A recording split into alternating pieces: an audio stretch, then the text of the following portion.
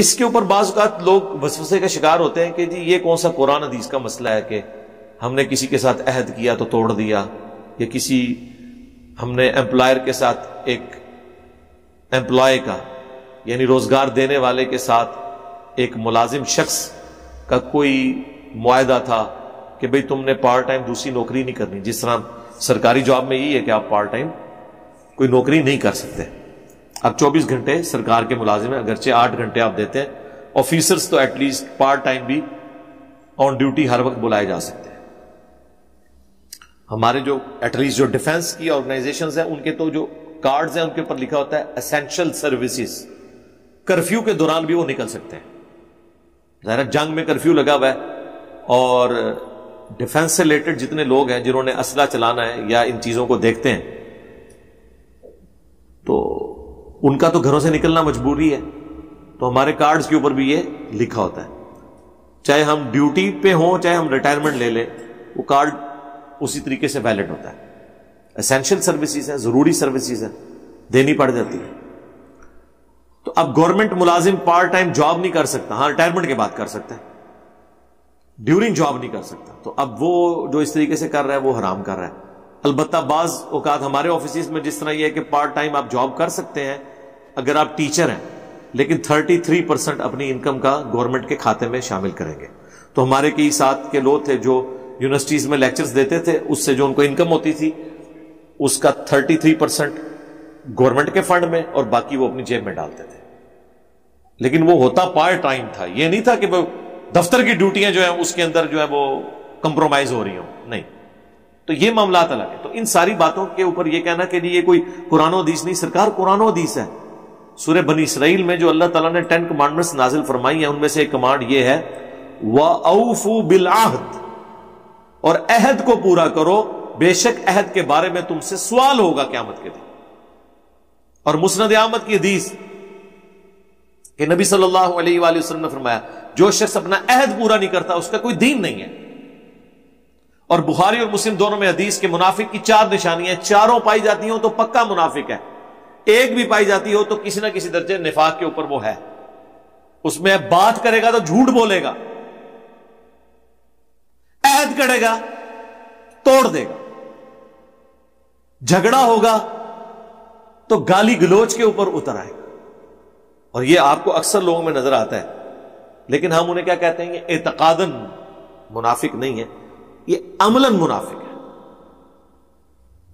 عقیدے میں یہ لوگ مسلمان ہیں. تو اس میں ایک یہ چیز بھی ہے کہ عہد کرے گا توڑ دے گا. یہ آپ کو ہمارے حکومتی اداروں کے اندر بھی چیزیں نظر آئیں گی، ہمارے پولیٹیشنز بھی نظر آئیں گی، عام مسلمان میں بھی نظر آئیں گی کہ وہ عہد کرتے ہیں، ایفیڈیوٹ لکھ کے دیتے ہیں لیکن اسے توڑ دیتے ہیں. اور پھر کہتے ہیں کہ قرآن حدیث تو نہیں ہے. سرکار قرآن حدیث ہی ہے. قرآن حدیث جب آپ کو کہہ رہا ہے کہ آپ نے عہد نہیں توڑنا، اور عہد توڑنے کے لیے یہ نہیں ہوتا کہ میں وعدہ کرتا ہوں.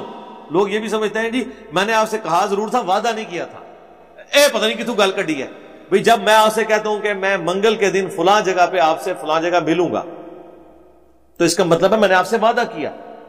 یہ جو آپ بعد میں بکواسیات ارشاد فرماتے ہیں نا کہ میں نے وعدہ نہیں کہا تھا صرف کہا تھا، یہ اس ٹائم آپ ارشاد فرما لینا کہ جی میں منگل والے دن وہاں آؤں گا لیکن میں وعدہ نہیں کرتا. تو اگلا بندہ آپ کو کہے گا یار خدا دا نہ آئی ہو مروانا نہیں منو، یا آپ نہ مر جائیں، پہنچنا ہی نہیں تو وارنٹ نکل جان کے نہیں. اب ہمارے کئی دفعہ کیسز چل رہے تھے، حالانکہ ہم وکٹم خود ہیں. آپ کو پتا ہے وہ سمن جب نکلتے ہیں نا، 2 دفعہ مرڈر اٹیمپٹ ہوئی ہے تو اس کے جب سمن نکلتے تھے وہ 1-1.5 سال تک تو گواہی ہی نہیں پڑی. الٹیمیٹلی خیر وہاں تک نوبت نہیں، ہم نے معاف کر دیا تھا. دوسرا کیس بھی چل رہا ہے. تو اب وہ جس نے جرم کیا ہوا اس کے تو سمن نکلتے ہی نکلتے تھے، اور میرے اور عثمان بھائی کے بھی نکلتے تھے کیونکہ یہ گواہ تھے بیچ میں. تو جتنی فکر اس کو ہوتی تھی کورٹ میں پیش ہونے کی ہمیں بھی ہوتی تھی. دیکھیں ہم ایک طرف مظلوم، اوپر سے اگر ہم وہاں پہ حاضری پہ نہ پہنچ سکے تو ہمارے بھی وارنٹ نکل جاتے تھے کہ آپ عدالت کے سامنے پیش نہیں ہوئے. ظاہر قانون تو اندھا ہوتا ہے نا، قانون تو ایسا ہے نا. تو پھر جب یہ بات کی جائے گی، اب میں عثمان بھائی کو رات کو فون کر رہا ہوں، جی عثمان بھائی صبح تاریخ ہے جی پہنچنا ہے. اب عثمان بھائی مجھے کہتے ہیں ٹھیک ہے جی میں 8 بجے وہاں پہنچ جاؤں گا. اور یہ 8 بجے نہ پہنچے، ان کے وارنٹ نکل جائے اور یہ مجھے کہیں کہ جناب میں نے یہ کہا تھا آؤں گا، میں نے یہ تو نہیں کہا تھا، میں نے وعدہ کیا ہے. سرکار یہ وعدہ ہی ہوتا ہے. یہی بات اگر مجھے وہ رات کو کرے کہ میں 8 بجے کوشش کروں گا لیکن میں کوئی پکی بات نہیں کرتا، میں نہیں پہنچوں گا، میں کہوں گا پھر ٹھیک ہے وہ سنتری لین کے تنو آپ بھائی. تو یہ ساری باتیں بعد میں لوگ کرتے ہیں، یہ پہلے کرنی ہوتی ہیں. جب آپ کسی کو زبان دے دیتے ہیں نا، پھر زبان سے آپ نے پیچھے نہیں ہٹنا ہوتا. یہ ذہن میں رکھیں، وہ پھر دین ہوتا ہے. پھر یہ نہیں کہا جاتا کہ یہ جناب قرآن حدیث تو نہیں ہے، یہ تو آئین ہی ہے، اسے ہم نے ردی کی ٹوکری میں پھینک دیا تو کیا ہوا.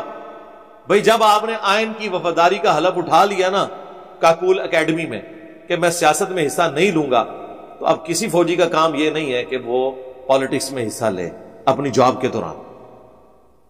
یہ وہ بات ہے جو ہم ہمیشہ سے کہتے ہیں کہ ہر ادارے کو اپنا کام کرنا چاہیے. لیکن اس بات کی وجہ سے پی ٹی آئی والے ہمیں گالیاں نکالتے تھے کہ جی آپ اداروں کے خلاف بولتے ہیں. اداروں کے خلاف نہیں، اداروں کے حق میں بول رہے ہیں. اگر میں کسی مسلمان کو کہوں کہ 5 وقت نماز پڑھ، اس کے بغیر تو مسلمان نہیں ہے، تو میں اس مسلمان کے یا اسلام کے خلاف بول رہا ہوں یا اسے اس کا عہد یاد کروا رہا ہوں کہ جس کی بنیاد پہ وہ مسلمان ہے. عہد یاد رہا. تو اس طرح اگر ہم کسی ریاستی ادارے سے کہیں کہ آپ کا کام نہیں پالیٹکس میں آنا، تو ہم اس کو اس کا حلف یاد کروا رہے ہیں، یہ تو اس کے ساتھ خیر خواہی کر رہے ہیں. تو اب پی ٹی آئی والوں کو بھی سمجھ آ گئی ہے. اب وہ ہمارا ویژن آگے لے کے چل رہے ہیں. عمران خان صاحب اس وقت ہمارا ویژن آگے لے کے چل رہے ہیں. یہ ہم نے بات اس وقت کی تھی کہ ایسا نہیں ہونا چاہیے، لیکن اس وقت وہ ان کی فیور میں ریاستی ادارے کام کرتے تھے ان کی حکومت کو مضبوط کرنے کے لیے، تو انہیں اچھا لگتا تھا. آج وہ کہتے ہیں نہیں نیوٹرل تو جانور ہوتا ہے. پھر کبھی کہتے ہیں آپ نیوٹرل ہی رہیں، ٹھیک ہے، اور مجھے اپنا کام دکھانے دیں. تو یہ بات ہے جب انسان کو خود اپنے مفادات کے حوالے سے کہیں ضرب پہنچتی ہے تو پھر انسان کو باتیں سمجھ آ جاتی ہیں. تو عہد پورا کرنا ہوتا ہے. یہ ایک فوجی کا عہد ہے، اسی طریقے سے ایک پولیٹیشین کا عہد ہے. جب وہ حلف اٹھاتا ہے، آپ ذرا ان کے حلف سنیں، وزیر اعلیٰ کا، وزیر اعظم کا، کہ میں اپنے ذاتی مفاد کے اوپر ملک کے مفاد کو ترجیح دوں گا. یہ جملہ اس میں بولتے ہیں، اور اللہ کے فضل سے، بلکہ کہنا چاہیے اللہ کے غضب سے، جب کبھی ان کا ذاتی مفاد آڑے آیا انہوں نے ملک کو قربان ہی کیا، الا ماشاء اللہ. ہمیشہ نہیں ایسے ہوا، کبھی کبھار واقعی لوگ دلیری سے کھڑے بھی ہوئے ہیں، ایبسولوٹلی ناٹ کہہ کے. اور ایبسولوٹ ناٹ جو ہے نا وہ صرف عمران خان صاحب نے نہیں کہا، وہ بھی ایسی بات کے اوپر جو ان سے کہی نہیں گئی تھی، صرف ایک انٹرویو میں پوچھی گئی. بعد میں انہوں نے خیر مان لیا کہ میں نے، مجھ سے اڈے نہیں مانگے گئے تھے، وہ تو انٹرویو میں بات ہوئی تھی.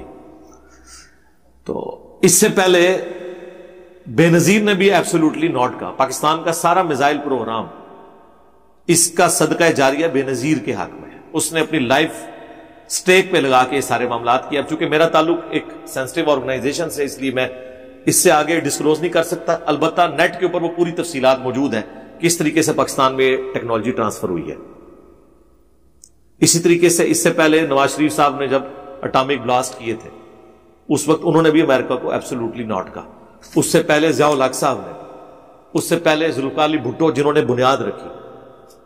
ہر بندے میں خوبیاں اور خامیاں موجود ہوتی ہیں، لیکن اوورآل ہم نے دیکھا ہے کہ زیادہ تر ہمارے لیڈرز چاہے ریاستی اداروں میں ہیں چاہے پولیٹیشنز میں ہیں، انہوں نے اپنے ذاتی مفادات کو ترجیح دی ہے حکومت اور عوام کے مفادات کے اعتبار سے. حالانکہ وہ اپنے حلف میں وہ یہ بات نہیں کر رہے ہوتے، بالکل اس کے الٹ بات کر رہے ہوتے ہیں، اور عمل جو ہے وہ کچھ اور کر رہے ہوتے ہیں. اور پھر اینڈ پہ کہتے ہیں وہ قرآن حدیث تو نہیں تھا. یار جب آپ نے ڈکلیئر کیا تھا کہ میں پرائم منسٹر ہاؤس کو یونیورسٹی بنا رہا ہوں، تو آج اگر میں آپ سے پوچھتا ہوں کہ کوئی ایک اسٹوڈنٹ بھی پڑھ کے فارغ ہوا ہے وہاں سے، تو آگے سے آپ سیکھ پاؤ گے نہیں میں یہ قرآن حدیث تو نہیں تھا. یار ہم تو آپ کو اپنا لیڈر مان رہے تھے نا کہ 3.5 سال میں ایک بیچ تو فارغ ہوا ہوگا.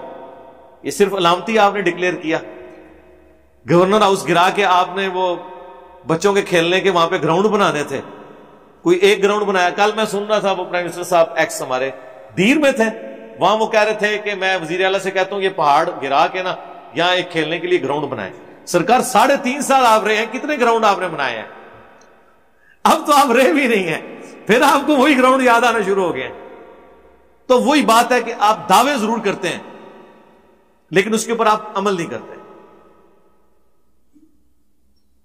یہ جب ہمارے یہ موجودہ پرائم منسٹر صاحب شہباز شریف صاحب کے پی میں گئے اور وہاں انہوں نے اناؤنسمنٹ کی ہے کہ جی کل تک اگر آٹا سستا نہ ہوا تو میں اپنے کپڑے بیچوں گا.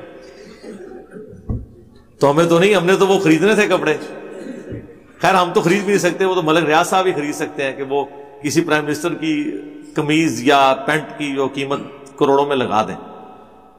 تو وہ ہمیں سامنے نظر تو کوئی نہیں آیا. باتیں, دعوے اور جملے سنے آپ, پریکٹیکلی کوئی عمل نہیں ہوتا. تو جب ہم اس طرح کی باتیں کرتے ہیں لوگ کہتے ہیں کہ اپنے عہد کی جو پاسداری ہے, کوئی قرآن و حدیث تو نہیں ہے نا, قرآن و حدیث ہی ہے. قرآن و حدیث نے اب جنرل بات کر دی تو سب کچھ اس میں کور ہو گیا.